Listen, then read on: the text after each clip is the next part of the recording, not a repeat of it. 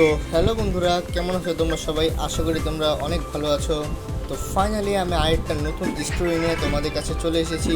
আর আজকে আমরা subway surfer এই গেমটা সম্পর্কে আমরা জানবো কেন আমাদের পিছনে এই পুলিশটা সারাদিন আঠার মতো দৌড়ায়। তো বেশি কথা না বলে, যারা যারা লাইক করেনি যারা লাইক করে দাও, যারা সাবস্ক্রাইব করেনি যারা অবশ্যই সাবস্ক্রাইব করে দাও। এর আগের দিন আমি ভিডিও করেছিলাম তোমাদের গ্র্যানি স্টোরি, আজকে আমরা করছি সাবওয়ে সার্ফারের স্টোরি। তো বেশি কথা না বলে আজকের ভিডিওটি শুরু করছি। তো সাবওয়ে সার্ফারে আমরা এখানে প্রথম ক্যারেক্টার হিসেবে দেখতে পাই জ্যাককে এখন জানবো আমরা জ্যাক হচ্ছে একটা বাচ্চা ছেলে। সে হচ্ছে এখানে মূলত ট্রেনে এসে আকাম করতে থাকে। তো এটা নিয়ে একটা কাহিনী আছে।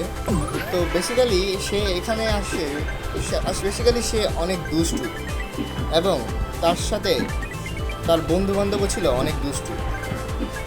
মানে জ্যাকের মাথার মধ্যে এমন এমন কিছু ঘুরতো, তার মনে মনে শুধু ঘুরতো যে কখন সে দুষ্টুমি করবে, কখন সে লাফালাফি করবে। তো সে আসলে এই দুষ্টুমির দিক থেকে যে ছিল অনেক এগিয়ে। তো একদিন তারা সিদ্ধান্ত নিল যে যারা ট্রেনের স্টেশনে এসে তারা একটা ট্রেনের মধ্যে ছবি আঁকবে। তো এটা তো তোমরা সকলেই জানো, এটা একটা দুষ্ট বুদ্ধি। তো যেমন কথা তেমন কাজ, তো তাই করলো। তারা বন্ধুরা সবাই মিলে এখানে আসলো রেল স্টেশনে। এসে তারা ট্রেনে ছবি আঁকা শুরু করলো। কিন্তু ছবি আঁকতে আঁকতে এক পর্যায়ে হঠাৎ করে তারা একটি ভোটকা পুলিশের হাতে, মূল কাহিনীটা হয়েছে কি, তারা যখন ছবি আঁকতেছে হঠাৎ করে একটি পুলিশ তাদেরকে দেখে ফেলে, যার ফলে ওই পুলিশটার ধাওয়াতে তাদেরকে ছুটে পালাতে হয়। এখন তোমরা বলতে পারো যে ওরা আসলে ছুটে কোথায় গেল। হ্যাঁ, আমি এটাই এখন বলবো। সাবওয়ে সার্ফারে এই ক্যারেক্টারটা দৌড়ানো শুরু করলো। তো পুলিশও তার পিছনে ধাওয়া করতেছে, কারণ পুলিশ যে কোনো মূল্যে তাকে ধরবেই, কারণ সে ট্রেনের মধ্যে ছবি এঁকেছে আর এটাই ছিল তার দোষ। তো জ্যাক কী করছে, সব বন্ধুদেরকে নিয়ে এর ভয়ে দৌড় দিয়েছে, কারণ এখানে আসল দোষটা আসলে জ্যাকেরই ছিল।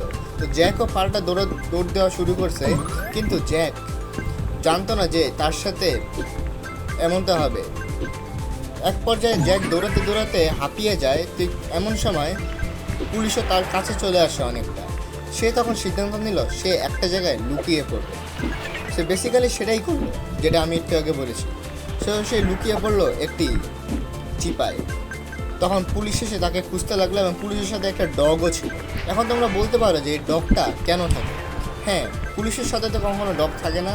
এখন আমরা এটাই বলবো, আসলে পুলিশের সাথে কোনো ডগ থাকে না, থাকে হচ্ছে আর্মির সাথে। কিন্তু পুলিশের সাথে ডগ থাকে কেন?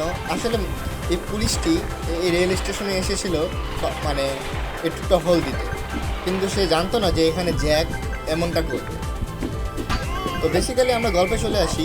তো বেসিক্যালি জ্যাক এখানে পালিয়ে থাকে। তো এক পর্যায়ে পুলিশ জ্যাককে আবারও দেখে ফেলার পরে জ্যাক আবারও দৌড়ানো শুরু করে। কিন্তু কিছুক্ষণের মধ্যে জ্যাক হাঁপিয়ে যায়। এর ফলে পুলিশ খুব সহজেই তাকে ধরে ফেলে এবং পুলিশ তার বন্ধুদেরকে না ধরে শুধু জ্যাককেই ধরে, কারণ এখানে প্ল্যানটা ছিল আসলে জ্যাকের। তার বন্ধুরা থানায় তার নামে আসল সত্য কথাটা বলে দেয় যে এখানে দোষটা ছিল জ্যাকের। তো বেসিক্যালি তার বন্ধুরা বলে দেওয়ার কারণে পুলিশ তাকে থানায় নিয়ে যায় এবং জিজ্ঞাসাবাদ করে।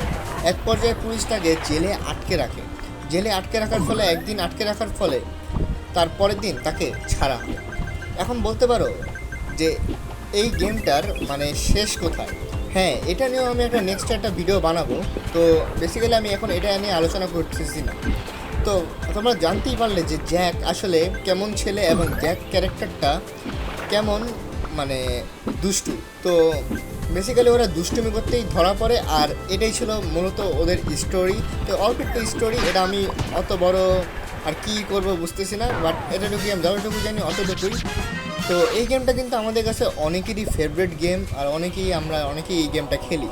তো এই গেমটা তোমরা কারা কারা খেলতেছো বা কারা কারা এখন অনেক আগে থেকে খেলো, তারা অবশ্যই এটা কমেন্টে জানাতে পারো। তো এই ছিল আজকের স্টোরি। তো ভিডিওটি ভালো লাগলে তোমরা লাইক করো, চ্যানেলটিকে সাবস্ক্রাইব করো, পাশে থাকা বেল আইকনটি প্রেস করে দিও যাতে পরবর্তী ভিডিও নোটিফিকেশন খুব তাড়াতাড়ি পেয়ে যায়। আর হ্যাঁ, খুব তাড়াতাড়ি আমার দ্বিতীয় কিউএনএ চলে আসতে চলেছে, এই জন্য তোমরা লাইক করতে থাকো। তো নেক্সটে আমি কী গেম খেলবো অবশ্যই তোমরা এটা কমেন্টে বলো। আজকের মতো এ পর্যন্তই, দেখা হবে তোমরা সেটা অন্য কোনো ভিডিও নিয়ে। ততক্ষণ পর্যন্ত সবাই ভালো থাকো, সুস্থ থাকো। আর ভিডিওটি ভালো লাগলে অবশ্যই লাইক, শেয়ার এবং সাবস্ক্রাইব করো প্লিজ, দয়া করে। সবাইকে আল্লাহ হাফিজ।